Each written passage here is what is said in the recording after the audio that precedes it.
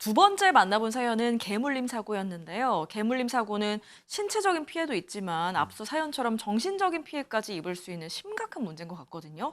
여기에 대한 보상도 요구를 할 수 있을까요? 네, 신체적 피해처럼 정신적 피해 사실도 입증이 된다면 손해배상을 청구해 위자료를 받을 수 있습니다. 예를 들면 병원 진단서, 정신과 치료 기록과 같은 자료가 필요한데요. 위자료의 정도는 법원의 판단에 따라 결정이 됩니다. 그런데 보통 반려동물이 목줄 안 하고 있어서 이제 물렸다거나 이렇게 견주가 방심해서 이게 사고가 날 수 있는 경우가 있는데 지금 같은 경우는 목줄도 하고 있었고 근데 이 피해자분이 놀아주다가 물린 거잖아요. 이런 경우는 견주를 처벌할 수 있나요? 통상 개물림 사고가 발생한 경우 견주는 반려동물에 대한 관리 감독 의무에 따라 동물보호법 위반 혐의로 형사처벌을 받을 수 있습니다. 사연과 달리 개가 목줄을 하지 않았거나 대형견의 경우 입마개를 착용하지 않은 상태라면 견주는 현행 동물보호법상 2년 이하의 징역 또는 2천만 원 이하의 벌금형에 처해질 수 있는데요. 사연의 경우 목줄을 착용을 시켰지만 견주의 부주의로 일어난 사고라고 판단될 수 있기에 과실치상죄가 적용될 수 있습니다. 네. 근데 혹시 피해를 입은 정도에 따라서 이 처벌 수위가 달라질 수도 있는 건가요? 네, 물론입니다. 견주가 적절한 안전 조치를 취할 주의 의무를 취하지 않아 피해자가 상처를 입은 경우에는 형법상 과실치상죄가 성립할 수 있습니다. 네. 또한 피해자가 사망한 경우에는 형법상 과실치사죄가 성립하게 됩니다.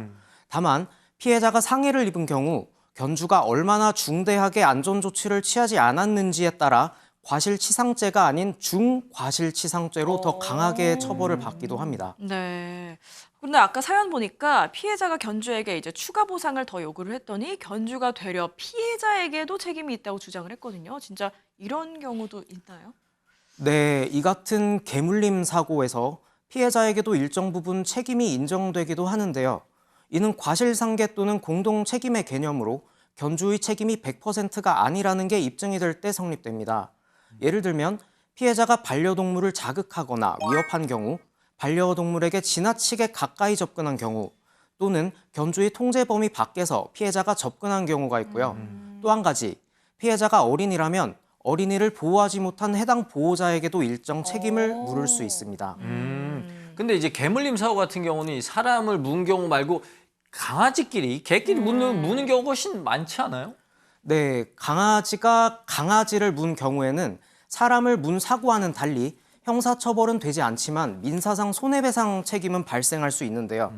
피해 견주 측에서는 치료비나 위자료 성격의 정신적 손해배상을 보상받을 수 있습니다. 특히 이런 사고는 반려동물 호텔 같은 시설에서 흔히 일어나는데요. 시설 측에서 위탁받은 동물을 적절히 보호하고 관리할 책임이 있는데 이 의무를 다하지 않아 개물림 사고가 발생한다면 손해배상 책임이 성립됩니다.